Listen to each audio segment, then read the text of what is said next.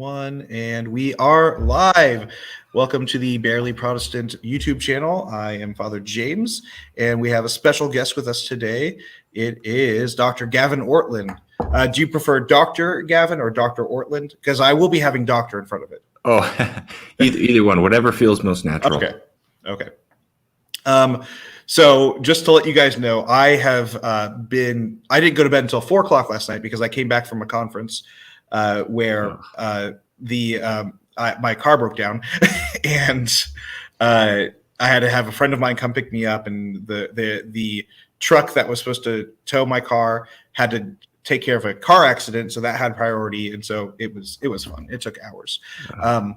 But everyone is safe, except maybe I don't know about the car crash, so keep them in prayer, I suppose, or not keep them in prayer, definitely. But that's going well. Hopefully my car will be fixed sometime tomorrow. We'll see what happens. But also, speaking of money, we have our Patreon, the Barely Protestant Patreon. I've not been promoting that, and I probably should. So if you would like to support this ministry, and it will go 100% towards this ministry for things like electronics, I'm looking at possibly, if things grow, hiring someone to do some of the more flashy kind of stuff for videos and all that, but we'll see what happens. I've got a friend of mine who would be willing to do that, and he's probably going to be willing to do it for free, but I want to at least give him some sort of compensation. But yeah, anyway, enough of that. Our guest today is Dr. Gavin Ortlund. He runs Truth Unites, which is a popular YouTube channel that you would call yourself an evangelical more, or would you call yourself, how would you identify more, evangelical or Protestant? Yeah, I like both of those terms. Okay. I would, subscribe to both of them. All right, sorry, 1 second. Had someone coming in. You would use both terms. All right. Because some people have a distinction between the two. So you do a video channel, YouTube channel, where you are discussing various points of theology, from just theology itself to church history to apologetics, from a sort of general apologetics all the way down to apologetics, defending oneself against sort of Roman claims or Eastern Orthodox claims or things like that. First of all, tell us what got you into, give us your background. How about that? We'll start with that. Okay, sure. Yeah, those terms evangelical and Protestant, I mean, I do see them as different, but I'm sort of within both camps, I guess. So, so I mean, I grew up in evangelical churches. We attended Presbyterian churches primarily. Also, for one stretch of time, my family attended an evangelical free church. And my father was a minister, Presbyterian minister growing up. Moved around a little bit. I was born in Scotland. My family moved all around the United States. Let's see. My academic training is in historical theology. I know we'll talk about that. The YouTube channel is Truth Unites is a deep thing in my heart. If I could summarize it extremely succinctly, I would say a huge number of people out there are going through deconstruction, or at least asking deep questions. And I want to be a voice of positive reconstruction for people at the most basic level of believing in God, believing in Christ, and then also trying to work through, to my surprise, getting pulled into kind of ecumenical conversations and kind of giving a bare bones basic defense of Protestantism.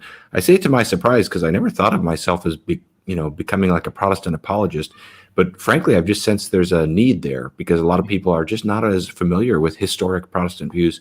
So that's become a little bit of that too. People can find out more about me on my YouTube channel or on my website, gavinortlund.com. I'm also a pastor. I serve as a pastor of a church in Southern California. And I'm in Northern California in the Bay Area. Yep. New though. I've only been here for about a year and a half. So you were expecting this to just sort of be a channel that did sort of basic theology, but it's had a more recent focus upon, as you were talking about, sort of defense of Protestantism.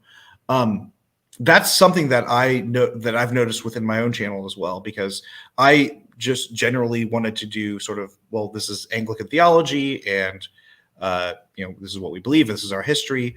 But the more I've had interactions with people, the more there's been a request from people to defend Protestantism against Roman claims, or just people who are Roman Catholics or Eastern Orthodox coming onto my channel, and some being very nice about it, some being not so nice about it. But yeah, I've noticed that there's not been that much of a strong sort of defense of Protestantism within like YouTube or social media or podcasts or things like that.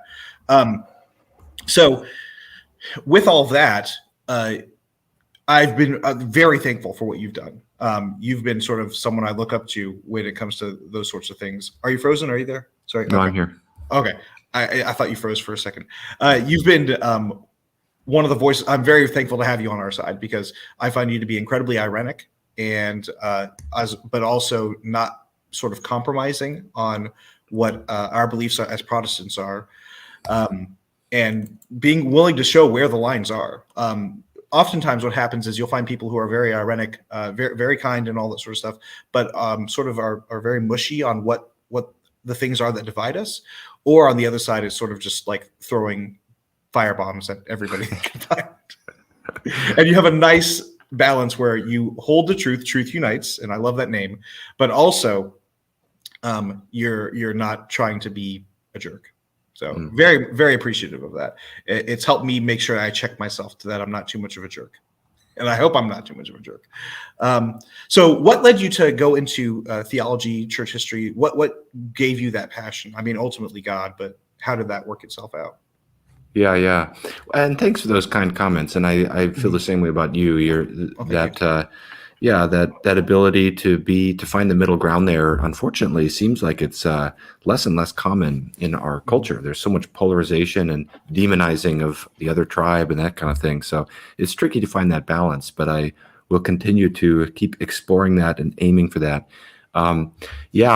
Church history for me has just been such a fun adventure. I'll never forget, I was in 11th grade or something like that, maybe a senior, I think probably a junior in high school. And my brother first gave me, and I wasn't real academic, at that time in my life, but for the first time, I discovered how fun it could be to think about something when my older brother gave me a copy of Anselm's ontological argument, which, is really heady stuff. But the little of it I could understand. I remember just sitting there thinking, I was with an Alvin Plantinga syllogism looking at it. I was thinking, I can't show how this argument is wrong. It seems like it's right. But surely you can't just prove the existence of God from the idea of God in the human mind. There's this fascinating thing. Go ahead and jump in. If I can ask a question, yeah. So it was an Anselm book, but it had Plantinga in it too. Like, what was it exactly?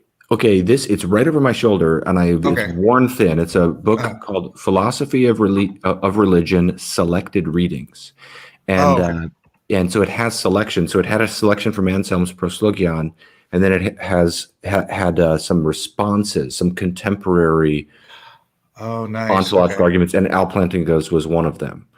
And now the whole burden of my scholarship on Anselm is you can't pluck the ontological argument out of the Proslogion. So it's kind of ironic that that's kind of how I got into it. But I just found it so interesting. I thought to this day, I think it is the coolest idea. Whatever you think about the argument, it is so fun to think about. And so that pulled me in a little bit. And then what happened is I started reading more of Anselm, and I started realizing, oh my goodness, there's so much going on in the Proslogion that that eventually led to my further work on it. But just the sense of the strangeness of medieval theology and just how it's so different. And I always tell the story with referencing the movie Mr. Holland's Opus, where he's describing how he fell in love with jazz music. And I think it was like a John Coltrane's cassette tape or something. And he says, at first I hated it. So I kept listening to it and I kept listening to it. And eventually I couldn't stop listening to it. It's that same feeling of like just the strangeness of this pulled me in. And then eventually I just found myself kind of captivated. And historical theology to me is like, it's just this fascinating adventure to discover. You just never know what you're going to find back there. Well, I have two questions then, and they're both pretty deep. So feel free to go how you want with it. So the first one, it's been a while since I've studied the ontological argument, obviously first through Anselm and then Plantinga. Those were the two big ones for me. Do you agree with the critique of Anselm's or against Anselm's version, where what was it? Existence is not a property, I think was the argument. And then, so would you prefer, I guess, Plantinga's, or do you still think that Anselm's version is sufficiently defensible? Well, people can check out my video. I did a video on the ontological argument for the full answer to this. Off the top of my head memory is that Plantinga himself gives some pretty good pushbacks to the existence is not a predicate objection, and that whether that objection is leveled against Anselm's version or a different version, I don't find that objection finally compelling. And it's kind of actually, to me, kind of an interesting point in the history of philosophy that something can become so influential, because after Kant articulated that existence is not a predicate, the ontological argument was considered defeated by many people. And yet, if you look at what Kant is saying, I mean, Plantinga has one passage where he says Kant was just confused. Like, what he's saying here doesn't make sense. And so, yeah, I mean, that's a kind of an interesting thing of how much influence it's had. But no, I don't actually think that objection really touches Anselm. Okay. So you would still say Anselm's his version is sufficiently defensible? I do now. The way I qualify it is within the context of Anselm's presuppositions. Okay. So there are some presuppositions Anselm has in terms of the nature of greatness. What is it that makes something greater than another thing? He has a kind of Platonic way of thinking about greatness. And there's some other presuppositions he would have in approaching it that those really need to be operative for the argument to get off the ground. I myself am sympathetic to those same presuppositions, but I just recognize, you'd need to also defend those things in order to defend the argument. Plantinga's is more of a neutral territory, closer to that neutral territory. That may be right. I mean, yeah, at least the work of Plantinga's that I'm familiar with that's in that Selected Readings book is a modal version of the argument where he tries to extend it in a different direction. So, yeah, I think he's trying to evade some of the challenges he sees.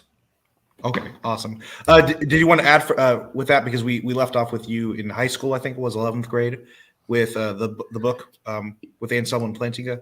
Yeah, no, that's the main genesis point, and then from there it's just been, Anselm then led me to the Church Fathers, and as an evangelical Protestant, typically we don't have as much pre-Reformation church history. Yeah. A lot of times it's limited to Augustine, maybe the occasional Bernard of Clairvaux poem or something like that. But other than that, it's pretty slim, so, but just getting into that whole world for me has been such an enriching experience. So that was the genesis, and then it's just sort of unfolded from there. Okay. So in the second one, would you consider yourself a Thomist? That word often is used in a more comprehensive and sort of strategic sense. So I've never kind of used that term for myself. I am a classical theist, and so I've got exactly what I was going. Okay, yeah, yeah. Sorry, so I mean, no, that's fine. So that's so essentially yes, at the bare essence of that, and I have learned so much from Thomas Aquinas as well. All of the great classical theologians. I mean, you could spend a lifetime sitting down with them and just feel like you've never touched bottom, Oh, definitely. Yeah. No. That I only ask because that's been a raging debate the past few months within evangelicalism, well, Protestantism, I guess, in a larger sphere. But yeah, no, that's been interesting. And I've been enjoying hearing the discussions with a bunch of people on that. So, you talked a little bit about at least how Anselm has influenced you and all. What about the early church fathers? And I generally define the early church fathers as definitely pre-medieval, but especially like sort of ante-Nicene, so before and up to the Council of Nicaea. But if you want to go up to like St. Augustine and further, like St. John Chrysostom as well, that's perfectly fine. Okay. Well, so many ways. I could maybe just start with Augustine, because he's been another sort of father-like figure to me on so many things. But especially I found Augustine, and my research with him is focused on the doctrine of creation. So I spent a year in Chicago studying him on that and writing on that. And it was just such an enriching experience to go through his different commentaries on Genesis, his so many sermons, and in his letters. One of the amazing things is how much Augustine focused upon the doctrine of creation, how expansive his doctrine of creation was. Today, we tend to limit the doctrine of creation, and we tend to focus. Oftentimes today, it seems like it's one of the most neglected and controversial areas of theology. Well, the thing about like the debate between 7-day creation or 6-day, I guess, 6-day creationism versus, age gaps or whatever you want to call it. To me, that's the least exciting. and I find that debate kind of annoying, frustrating, honestly, myself. But anyway, sorry, go ahead. Yeah. No, I hear you. Yeah, and Augustine, of course, he just so the first chapter in my book on this is just expanding the horizons. Augustine just expands the contours of what we're even talking about when we talk about creation. And he shows, so for example, he has so much about how the doctrine of creation is the key for understanding the nature of human happiness, which I never thought about before. Again, it's like that feeling of surprise and discovery when you get into church history. But just the fact that we're ontologically different than God means we're dependent upon God. And so throughout the confessions, for example, all of this about our yearning and our restlessness is not just because we're fallen and sinful, though that affects things, but it's also just because we're creatures and we live in radical dependence upon God, even just as creatures. So there's just so much to unpack there. And then I also find him helpful with respect to his humility and his incisiveness and his insights as an exegete of Genesis 1 through and 3. And so I do use him there also to weigh in on the disputed areas too. So, but that's just one example. I mean, again, Augustine is such an expansive thinker. It's just one area of his thought that's been so influential. And of course, that's not even the main thing for him. There's so many others. Confessions. Yeah. I love Confessions. Yeah. So Augustine is definitely, toward the top. And then there's been so many others that John Chrysostom has been another sort of father-like figure. I feel like he's this voice in my head because I've spent a lot of time reading his sermons, and I feel like his kind of moral sternness that comes through in his sermons is sort of, it's gotten into my thinking a little bit. I can just imagine interacting with him and feeling a sense of fear and trepidation to not say the wrong thing or something. So I grew up fundamentalist Baptist, and my mom is still a fundamentalist Baptist. And whenever I read John Chrysostom, I'm like, Mom, I don't say this to her, but I'm thinking, I could bring this to my mom and say, like, Mom, here's evidence that the fundamentalist Baptists have been since the beginning of the show. Do you know that book, Trail of Blood? Yes. We believed that genuinely. So like that sort of whole thing. Yeah. But no, I love St. John Chrysostom, but he preaches like a fundamentalist Baptist. I'm just hearing like echoes of sermons I heard growing up and everything, and I love it. But yeah, it's hilarious to think of that as a way to justify being a Baptist. It's like, well, hey, man, there were the hellfire preachers back there. Oh yeah, no. So. I didn't have this written in the show notes or anything, or the pre-notes and all that, but it just came up to my mind. If you were to have a sort of patron saint, who would it be? It's a tough one. I mean, the two figures we've mentioned already have been most significant for me, just in terms of theology, but also spirituality, Augustine and Anselm. Mm-hmm. But then there's also been Protestants who have really and there's been others. So Brother Lawrence's book, The Practice of the Presence of God, I read that when I was in high school too, or late high school, early college. And that one was another like top 5 most influential things I've ever read on that list. It's so big. And then there's been some key Protestants for me. Some of the Puritans, John Owen, Richard Sibbes, some of those in the Puritan stream, some of those men have influenced me profoundly. And then I'm a huge C.S. Lewis fan. I absolutely love C.S. Lewis. Yeah. So he's another figure. I would probably say I know C.S. Lewis's writerly voice more than anyone, just in the sense of I've gotten a feel for how he thinks and how he functions, because I just find his stuff so unable to be put down because it's so interesting and so literarily eloquent and clear. He's just such a good writer. So C.S. Lewis is another big influence. So I don't know. It's really hard to pick one. But yeah, those would be some of the ones. And then, you asked about the early church fathers. Another thing I want to come back to on that and just say is the sense that you get, one of the things I really appreciate about that earliest span of church history is the sense of, before Christianity is legalized, the sense of the clash between Christ and culture, which sometimes we can lose a little bit today. And obviously people can overplay that too. But just the courage of those Christians, like I really enjoyed reading through Athenagoras, this early Christian apologist. He's writing in response to, it's kind of fun to think about, but he's writing to the emperors that were depicted in the movie Gladiator. Yeah. So, Marcus Aurelius and Commodus and so forth. But he's writing his defense of Christianity, and it's just fascinating to put yourself back in that time in history and imagine how vulnerable and sort of threatened you might feel as the church at that time. And yet the church is just exploding. I mean, from like 250 to 300. Church goes from like 1 million to 6 million. I mean, it's just amazing what God is doing. So that's a really fun time to engage with. Oh yeah, definitely. The Ante-Nicene fathers have always been a major focus on me. Like most of my favorite saints of like the first 1,000 years are in that first 400 years, I'll say, all the way up to a little bit after the first two ecumenical councils.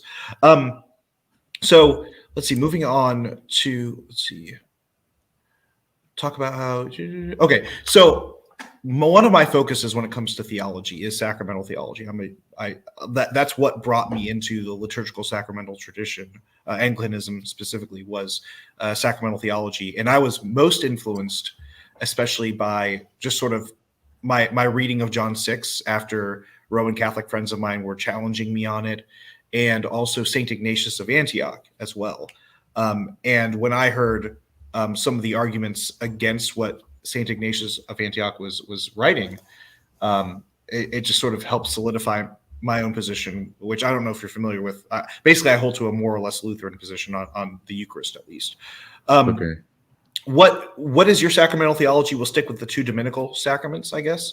And not that we're going to have a debate, obviously, about it, but just, if you would lay that out for me, and we'll talk about it.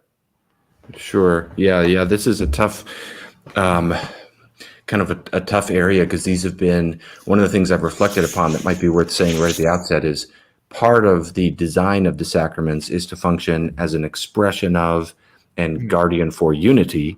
And yet we recognize, unfortunately, these have been such a source of disunity. And the same is true for spiritual gifts. Spiritual gifts are to be a celebration of unity, but unfortunately they often function the opposite way.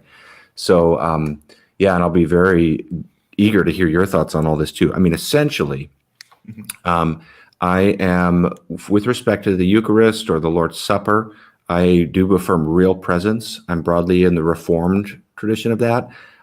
So Peter Martyr Vermigli, Thomas Cranmer, people like that have influenced me a lot. Calvin and Calvin's Institutes has influenced me a lot. I think that position is defensible as a lowercase c Catholic, as one manifestation of the lowercase c Catholic way of thinking about this. I'm going to be doing a dialogue with, I think I pronounced his name Brett Salkeld, or it's spelled S-A-L, so Salkeld or Salkeld. He's a really smart and capable Catholic theologian in Canada who does dialogues with evangelicals. We're going to be talking about you. Yeah. So we're going to be talking about the Eucharist, and from a Catholic perspective to that perspective. So I'm going to be doing more study on that. I'm really looking forward to that. With respect to the baptism, I'm a Credo Baptist, and I don't affirm baptismal regeneration in the sense of the kind of how a Lutheran or Catholic tradition, many though not all Anglicans would see it as like the water is the instrumental means of regeneration. I do affirm that it's more than a symbol, that I call it a sacrament. I think God gives grace through the sacrament, and I think like many historical or traditional Baptists are seeing it as a seal of regeneration. I also like to think of it as the official and public expression of salvation and all its manifestations, including regeneration. So I find myself often calling my fellow Baptists to consider their own heritage and to retrieve their own heritage, because today there's often a kind of underemphasis on the sacraments, a mere memorialism with regard to both sacraments, not even calling them sacraments. There's lots of easy targets. And this goes back to where just Protestantism in general can be an easy target because it's been the default for so many. The caricatures and the street level practice and the worst expressions can be what people think of as Protestant, or, in a narrower set, Baptist. But there actually is more to these traditions historically, and there's more to the Baptist tradition. So I would affirm a profound integral association between baptism and regeneration. What I am not persuaded of is that the relation is a causal one, so that the water of baptism is what causes regeneration. I see it a little differently than that. I have a video on this. I talk about baptism as the expression of that, more than, and the seal of that, more than the cause of that. So we can unpack any of that. And then credo baptism is I just, as I keep going back to it, I keep revisiting it. I recognize the strength of the historical precedent against me on that. But ultimately, I'm just persuaded that it's the better theological view to wait until people can understand what you're doing. So we can dive into that. And so I'm very thankful, especially for you for this, especially because you are a Baptist, and there is a caricature. Sometimes I think we both agree, somewhat richly deserved, that Baptists are sort of anti. I really don't want to sound whatever, but like anti-intellectual in some senses, Yeah. God says that the Bible says, I believe it, kind of thing, where, and obviously that's a good thing to do, but it just sort of uncriticizing or unself-critiquing, whatever, you know what I'm saying. Yeah. But you are someone who actually takes seriously the early church fathers, who take seriously these deep theological issues of what exactly is happening within the sacraments, or what is exactly happening when it comes to the Ordo Salutis and those sorts of things. And I'm very, very thankful for that, because we need more of that. There's a lot I love about the Baptist tradition. I mean, Timothy George, I'm a huge fan of his as well. And he's one just like you on that. With all of that, it is interesting that you went from Presbyterian to Baptist, though. Would you sort of talk about that with especially concerning the sacrament of baptism? Yes, this is one area where obviously the more sacramentalist traditions will sort of not, my arguments and my journey on that will be a little less relevant to them, because the kind of pedobaptism that I was not convinced of in a Presbyterian or Reformed tradition is really pretty different, from the sacramentalist version of pedobaptism. And Zwingli famously said, everybody got baptism wrong, but he was still a pedobaptist, Yeah. So he was saying they got it wrong because of their understanding of the efficacy of it. So I base, basically, I have an article on this. It's online, so people could read it. It's called "Why Not Grandchildren?" I just became not persuaded of the covenantal argument for pedobaptism, the argument from continuity with circumcision. And I boiled it all down to saying that just looks like a national and intergenerational promise, circumcision. And it's given in Genesis 17, verse 9, to you, Abraham, and your seed after you for the generations to come. The Hebrew word seed there, it means descendants or offspring. It's not like your biological children, one generation. It's not like mom, dad, and kids. Yeah. It's the nation of Israel. And so there's this appeal to continuity, but discontinuity gets smuggled in, and you go from the family of Abraham to like moms, dads, and kids. And I was questioning what's the basis for that move. So that's sort of one conversation in one context within the Reformed stream. And then since that time, I've become more interested in, as a Baptist, engaging the more sacramentalist traditions, because that's a different conversation. And interestingly, in some respects, I almost feel as though I'm a bit more on the same page as someone who affirms baptismal regeneration than the Reformed Pedobaptist, because I at least am affirming a connection between regeneration and baptism that's a little closer together in some respects than like a Reformed Pedobaptist would, it seems to me. So I don't know. I'd be curious to hear what you think about that. And I agree, and I appreciate that. You're the first Baptist I ever came across who actually has a position that I think is at least somewhat defensible, because you would say that an infant being baptized is not invalidly being baptized, correct? Yeah, that's another piece of all of this is that is tricky. That is Oh, right. tricky. Okay, So okay. I do kind of wrestle with that, and I would say it's kind of close. Okay. But I would say, yeah, that I'm sympathetic to considering that, and certainly what I've argued a lot in my writings on this is you at least have to appreciate that that's an option, that's a distinction within the Baptist tradition. Not all Baptists have taken, in fact, many today. But yeah, and I'm sympathetic to that too. So the three criteria I generally say is you need water, you need the Trinity. So that when people baptized, like the Albigensians baptized with rose petals, that doesn't count. Yeah. You need much as that would be a cool experience to have. You need the Trinity. So Mormon baptism is not counted as a Christian baptism, and then you need the intention of obedience. Now and these are three criteria from Charles Hodge as to what actually constitutes baptism as a core essence. Not to say that's what all you need to do it well, but just all you need to have it count as a valid baptism. And that third one is tricky. So that would rule out like mass colonial baptisms of Native Americans for political purposes. It's like, that's really not Christian baptism.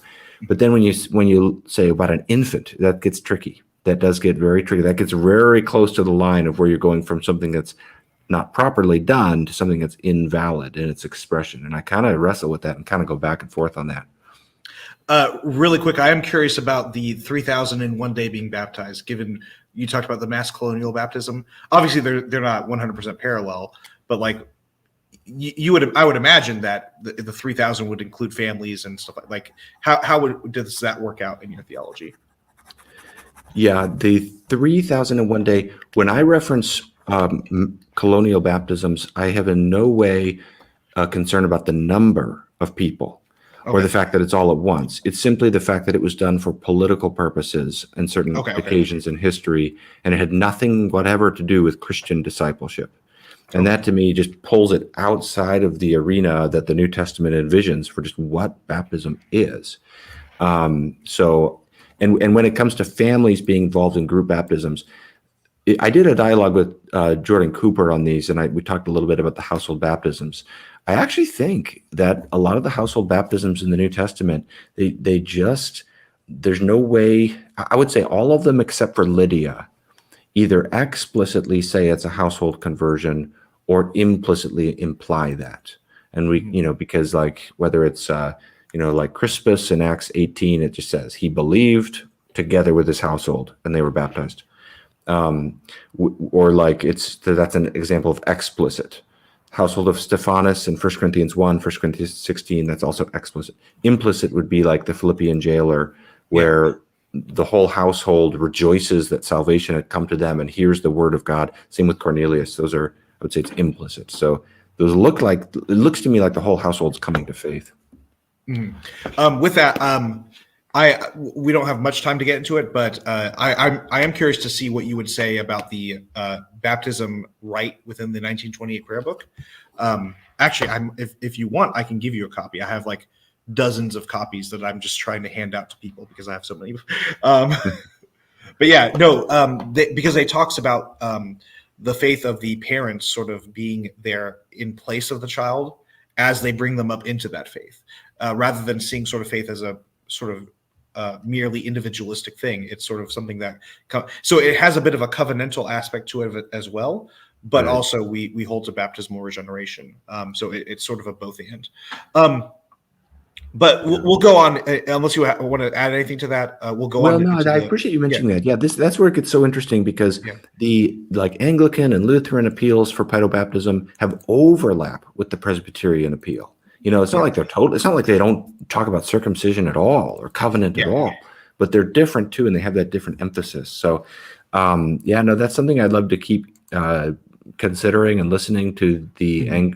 I approach all of this with great admiration for traditions like Anglicanism, Lutheranism. I view these as almost like older siblings or something like that. Like these older traditions. And as a Baptist, I don't see myself as like hey, the church is bad, so we're over here. I see myself as a part of a renewal effort within the church, and trying to do that respectfully. That'd be cool to get a copy of the book. I hate to make you mail it though. So we'll figure that out. But Okay.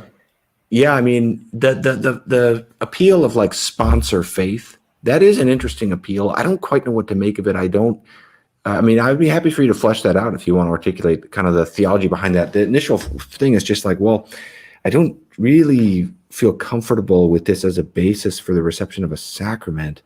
And then we still come back to the question of, well, who can sponsor who?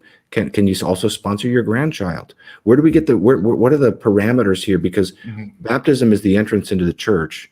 So as we say, the subjects of baptism are, such are the members of the church. That's what the church is. That's how we define the boundaries of the church. And so I just feel a sense of slipperiness, like, okay, give me a precise reason for why this kind of sponsorship, can work. So that's a little bit of kind of how I just initially, but I'm happy for you to push into that. If you want. So with the slight pushback of it, I think you can err two ways, I would say, with this, because we're sort of having, when you have a balancing act. One of the errors that we see in the early church is there's such a fear of sin after baptism, that you have baptisms happening way late at the end of the life. And I think that's obviously, we would all agree that's unhealthy. But there's this recognition that baptism is a sort of entry point into Christianity.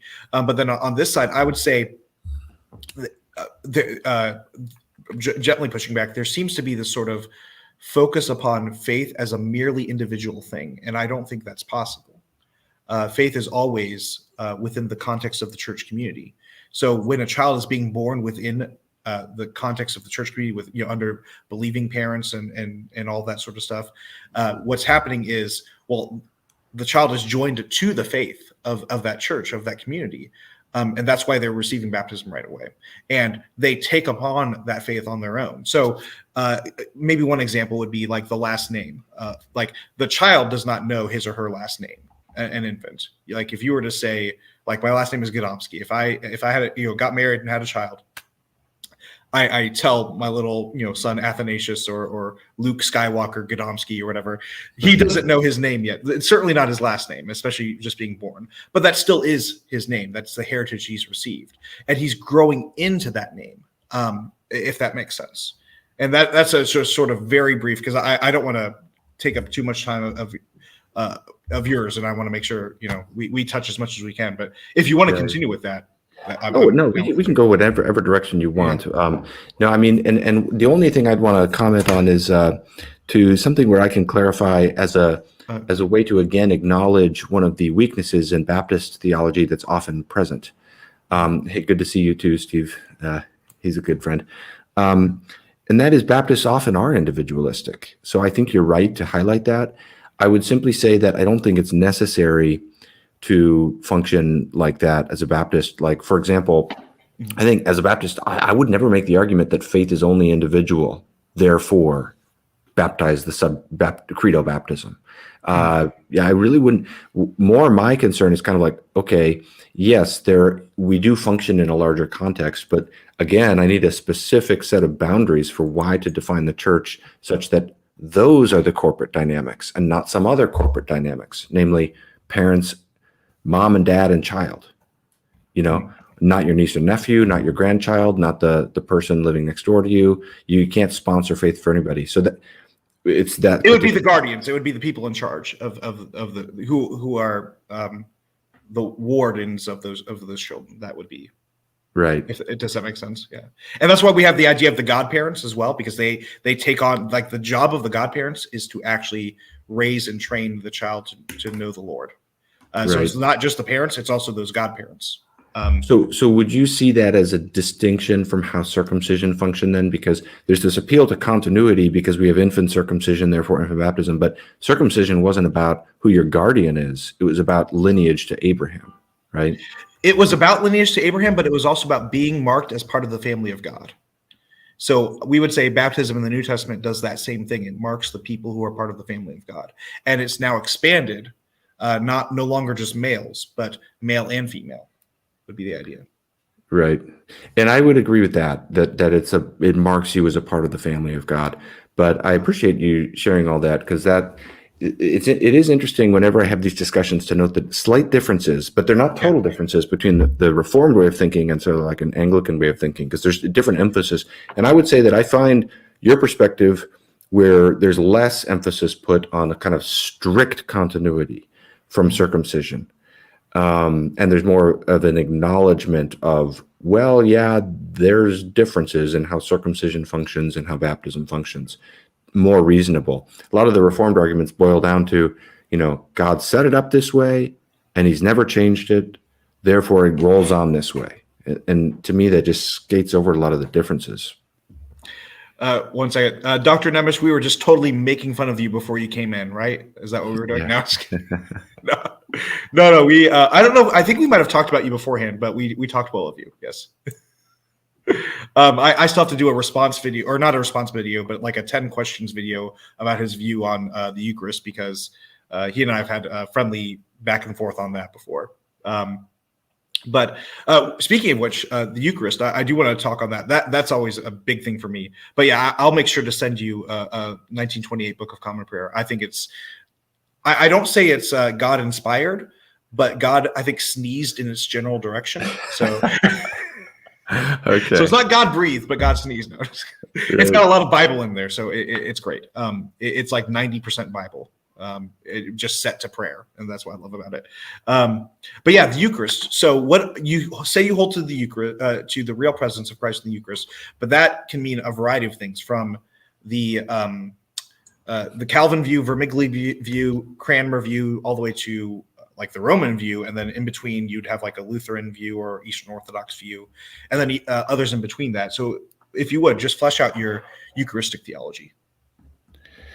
Okay, so with both sacraments, I see a larger spiritual dynamic that's ultimately sort of fleshed out in the sacraments. So that's actually, and then I try to locate my understanding in a way that has a meaningful relationship to the Old Testament ordinances that would function as sort of precursors. So in this case, I would see the Passover meal, and then also with circumcision and baptism. So I would affirm real presence in the sense that we feast upon Christ, but I would understand it as a kind of spiritual feasting. I would say that the bread and wine don't cease to become bread and wine. They remain ordinary bread and wine, but the Holy Spirit brings about a kind of union. And my favorite passages in Calvin on this are where he acknowledges the sense of mysteriousness of it and tries not to overdefine it. This would be part of what I would see as a strength on the Protestant side of real presence over against the Catholic side, is that it's just less philosophically precise. And the particular philosophical precision that comes in with transubstantiation is like, that's in my mind harder to defend, whereas a Protestant perspective of real presence, such as the one you would hold too, I would imagine, is just not so nailed down, and that you're not turning the screws in so tightly in terms of the philosophical understanding of it. So it's a little more open-ended in that sense. But I saw you wanted to jump in, so go ahead. Yeah. So when you say spiritual feeding, this has always been the sort of point of I think things that we need to focus on more when we have these sorts of discussions. People oftentimes hear spiritual feeding, and that is interpreted in them as non-physical eating. How are you understanding spiritual eating? I would say it is physical in the sense that God has appointed these means by which we receive Christ in this very sacred and special way, namely the bread and the wine. But I do worry about kind of an over focus upon those means in some of the tighter understandings. So as I said, I don't think the bread and wine cease to be bread and wine. I think they're ordinary bread and wine, but the Holy Spirit is doing something through them that's really hard to precisely articulate and expostulate. So, yeah, I would hold it to a much more Lutheran position, or closer to Luther's position, I should say specifically. And within that, I would say that we are physically eating the body and blood of Christ. I would say that might even be. I don't know if Luther would say specifically the word physical with that, but that would be my position, because I try to be as mysterious and simplistic as possible at the same time. John Donne's poem about he was the word that spake it. He took the bread and brake it, and what that word. Sorry, say that again. Oh, you don't know this one? Okay. No, I've heard it. I couldn't quite catch it. I get it mixed up every now and then. Let me think. He was the word that spake it. He took the bread and brake it, and what that word did make it, I do believe and take it. That's a maybe too broad, but still enough of a sort of simple explanation of my Eucharistic theology to where like I take seriously what he said. In other words, So what I don't know how it all works out, but I know that I'm eating both bread and drinking wine. But at the same time, I'm eating the body and drinking the blood of the Lord, because St. Paul talks about it in 1 Corinthians. And he says, the bread that we break, is it not a participation in the body of Christ? The cup that we take, is it not a participation in the blood of Christ? So I can't deny that the bread and the wine are there, as the position of transubstantiation would have to admit. So that's why I see both being there, both equally being real there. And so sacramental union is the position I would hold to, basically. That's what I call it. How would you interact with this thought that the John Donne poem, which I've heard before and appreciated, and the 1 Corinthians 10:16 verse could be interpreted in a broader sense too, like in a spiritual presence view? I mean, because I would totally agree with that John Donne poem. And I would, one of my arguments for real presence, as I understand it, is 1 Corinthians 10:16. It is a participation in Christ, but all of that seems to me to be underdetermined with respect to then the more precise questions we've all got to hash through. Yeah. Namely, okay, what does that mean? How do you understand that? Like, Jesus's physical flesh is ascended to heaven. So what's the relationship of his glorified, resurrected physical body in heaven to the bread and the wine? Well, that all seems to me to be still kind of on the table, that we've all got to work through that, even if we agree on this first concept. Within Anglicanism, there are sort of two major positions that are acceptable. And one of them being the sort of more Lutheran view, and then the other one being the more Calvin view, Vermigli, Cranmer, etc. And during the time of John Donne, it's definitely much more in the Cranmer, Vermigli, Calvin view. So like, I'm totally with you on saying that like both are acceptable. And while I disagree with the Calvin, etc. view, I don't consider it heretical. I don't think that's actually what the case is. So as an Anglican, I can hold to one or the other, basically. When it comes to the idea of the Eucharist, then, so I'll give it as one example. A few weeks ago, I was working with a priest getting ready for the Eucharist, and we had parts of the bread that were already consecrated from a previous mass, and he had accidentally dropped a few on the ground.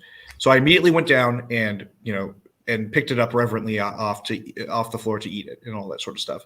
I say that only to show like we sort of treat the consecrated elements as incredibly reverent, even outside of the liturgy itself. How would you interact with the Eucharist when it comes to those sorts of things? Yeah, I think we should be respectful and reverent with respect to how we treat the elements. I think that the best practice is reuse. So if there's like leftovers, reusing it. But I also don't so tightly correlate the body and blood of Christ with the elements that, I mean, if you tightly correlate them as tightly as some do, it gets to a point where, you can understand where like Luther trembling for fear of spilling the wine or something like this. It gets to a point where, I'm just not persuaded that they need to be correlated so tightly, such that anything you do to the bread and wine, you're doing to the body and blood of Christ, even after the ceremony has been concluded.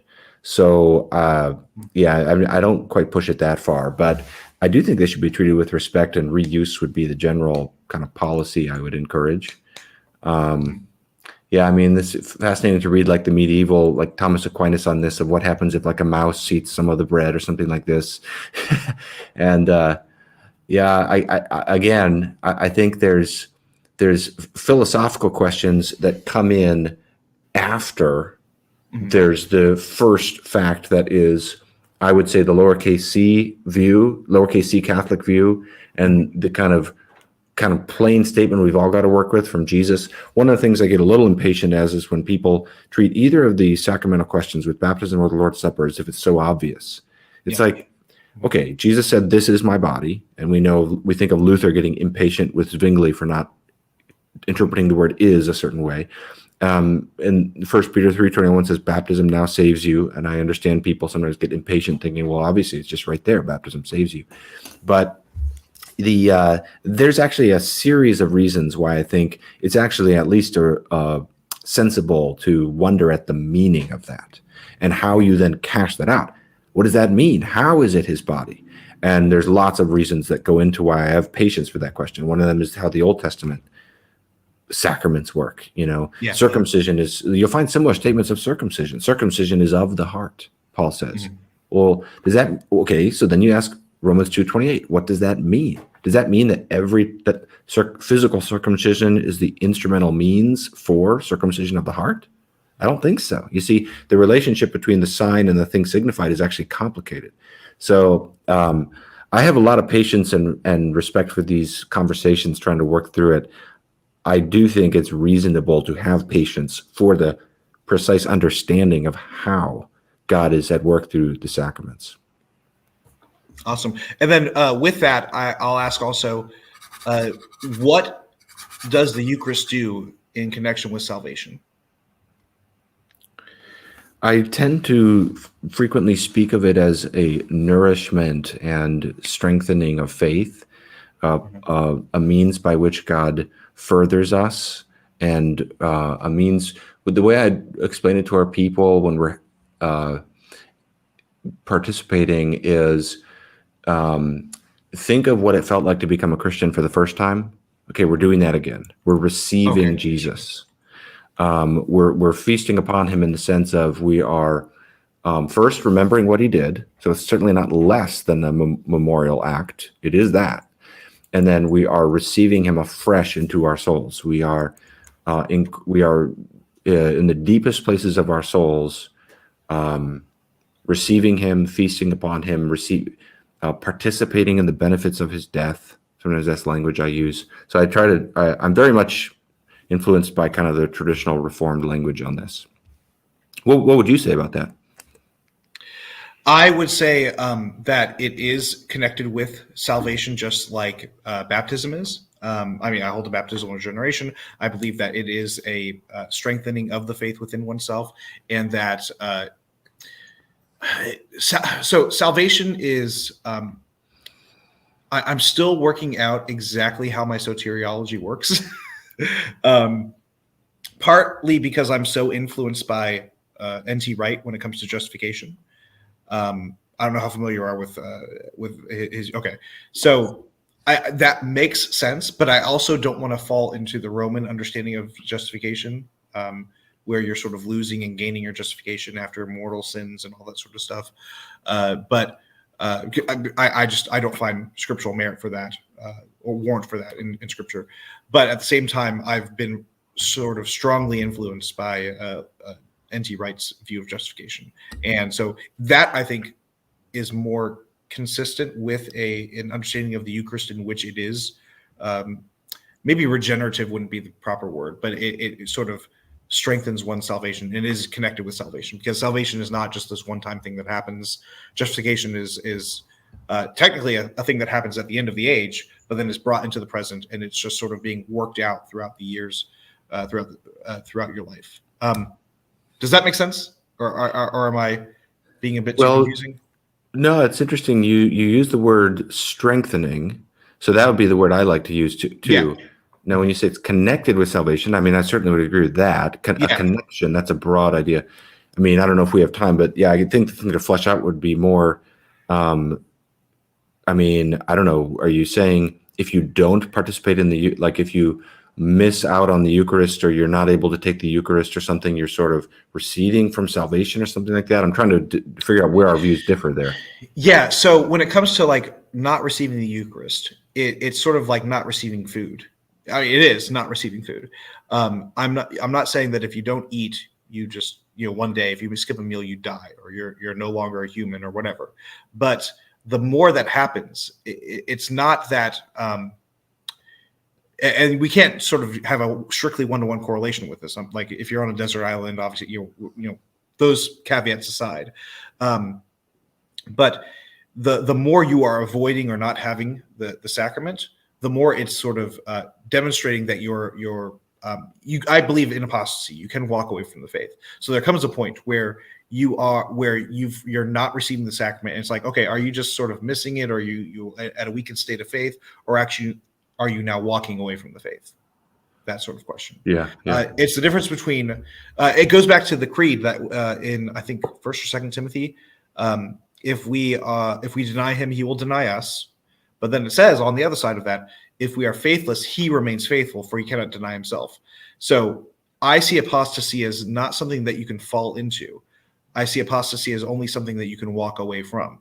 So there comes a point where someone is rejecting the Eucharist so much that it is actually just them walking away from the faith entirely.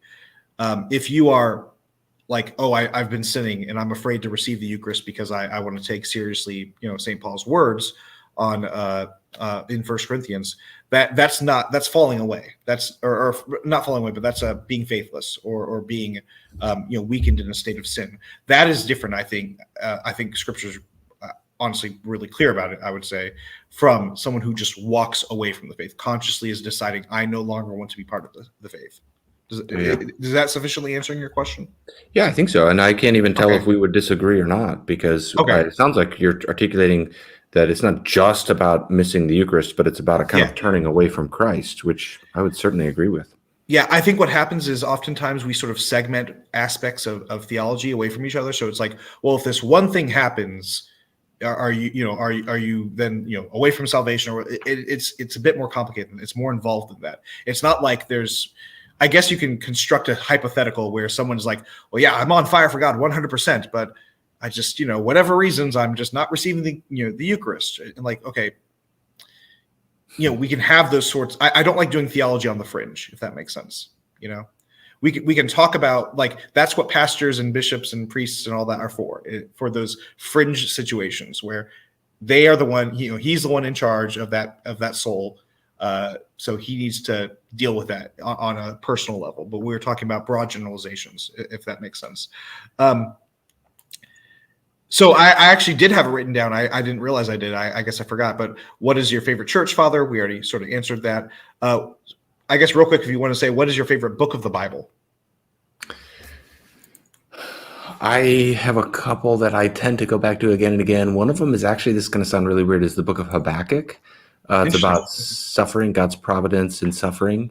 And I've found it's also, then there's the famous prayer in chapter 3, kind of a prayer for revival of sorts. And I've really found that book wonderful and helpful and edifying. And then in the New Testament, the book of Revelation is my favorite to preach through. And as difficult as it is, I just find it so helpful, so captivating.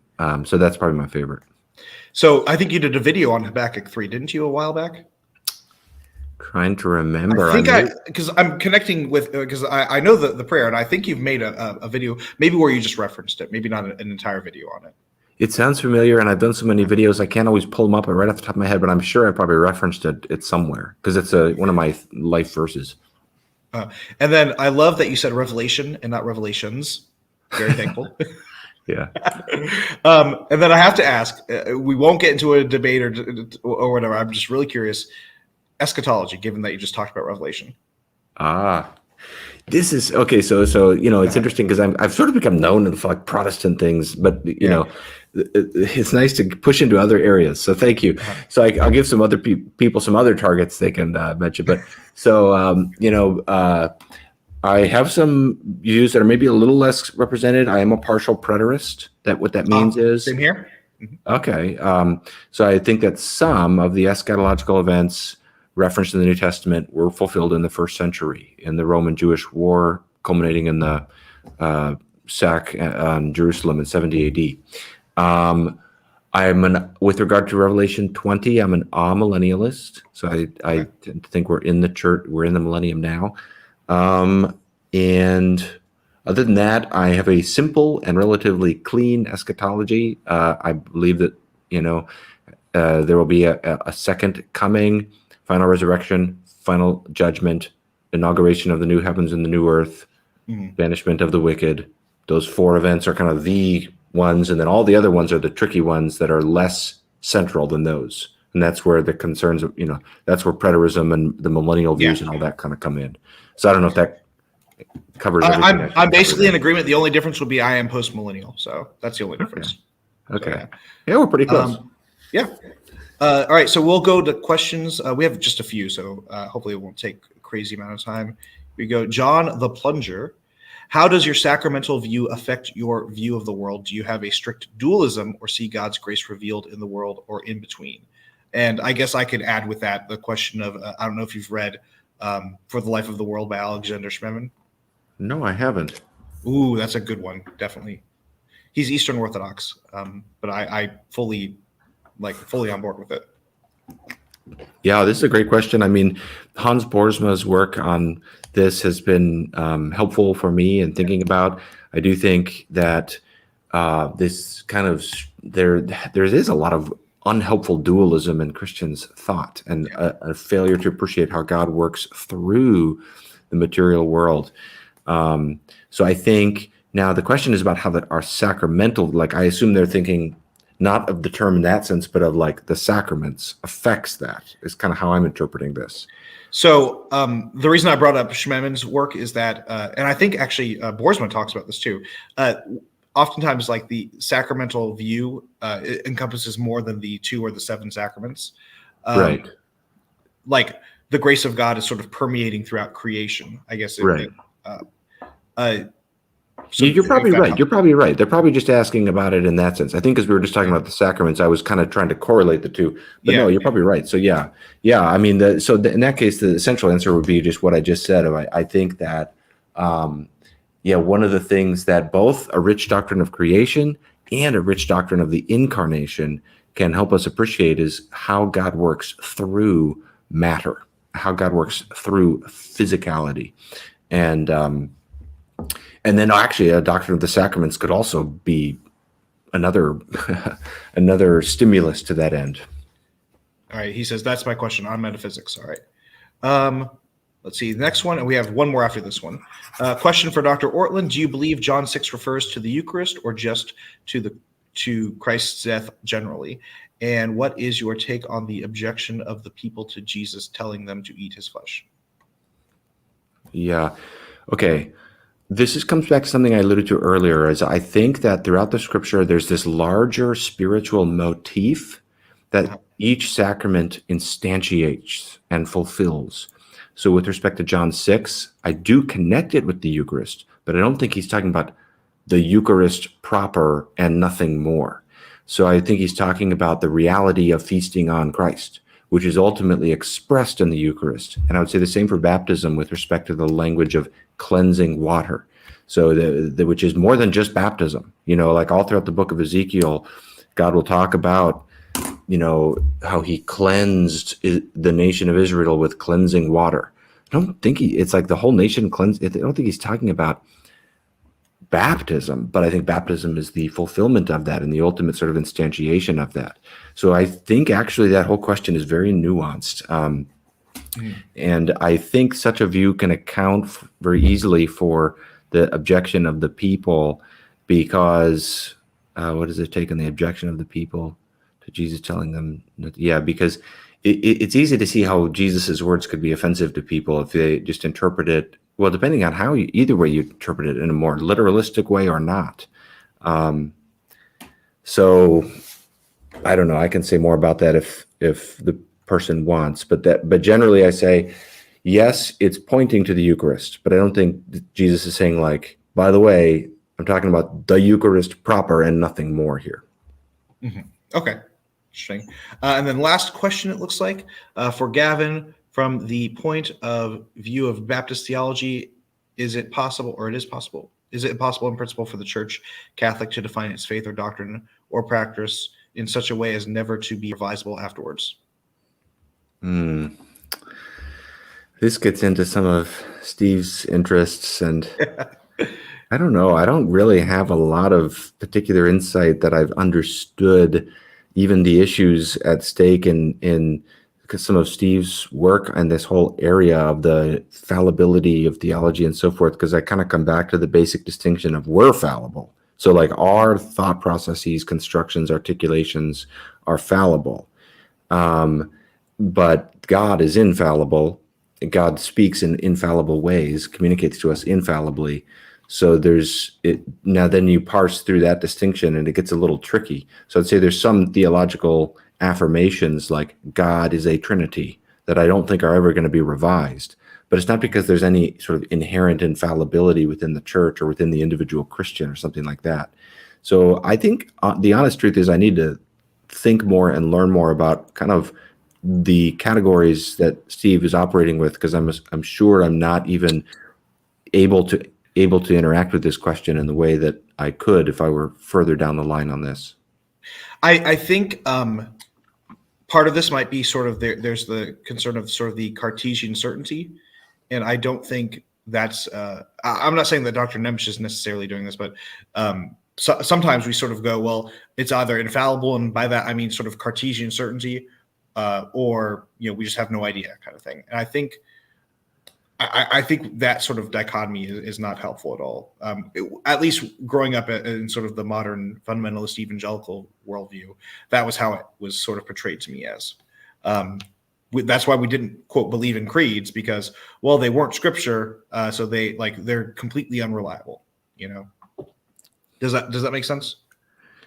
Yeah, that's about certainty, though. His question is about revisability, and that's. Yeah. So what I'm saying is, I would say in a practical way, there's no reason to revise them. And I don't need to sort of have sort of Cartesian certainty about that. And I could say in a sort of general sense, maybe I might not say the word infallible with it, but essentially, pragmatically speaking, infallible. Does that make sense? What I'm getting to now? I think so. I think I see the connection you're making between certainty and revisability. Yeah. I mean, and the question is about from a point of view of Baptist theology, which is interesting. I mean, Baptists, we do see ourselves very much as a renewal effort within the church. We think that the principle of semper reformanda, always reforming, of course, is a broadly Protestant principle, but as a Baptist specifically, I take that principle very much to heart, because even within Baptist context, you see how easy it is to fall into error and need revision. What makes this kind of question so tricky is sometimes the revision might not be a substantive revision. It might be a sort of strategic revision. Like it might not be the material point of theology itself. Our understanding of it has changed. It might be that we articulate it differently because of a new threat or a new error that is now envisioned, or something like that. So, there's different, in other words, there's different kinds of revisions that we make. So I guess I'm just kind of pausing to reflect upon the complexity of this question. So sorry for not a very satisfying answer there. Well, he says, thanks for considering my question, gentlemen. I appreciate it. I think that'll be about it. I had one other thing I wanted to ask, but I'm blanking right now, and I want to be respectful of your time.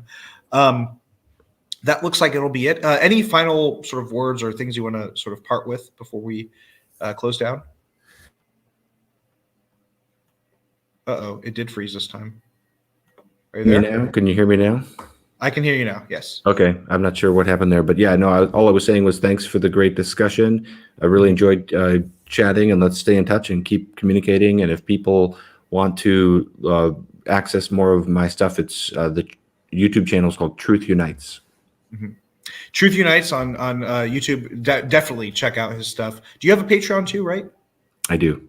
All right. Patreon as well for him, and Patreon on mine as well.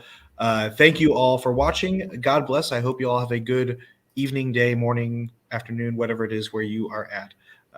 Adios.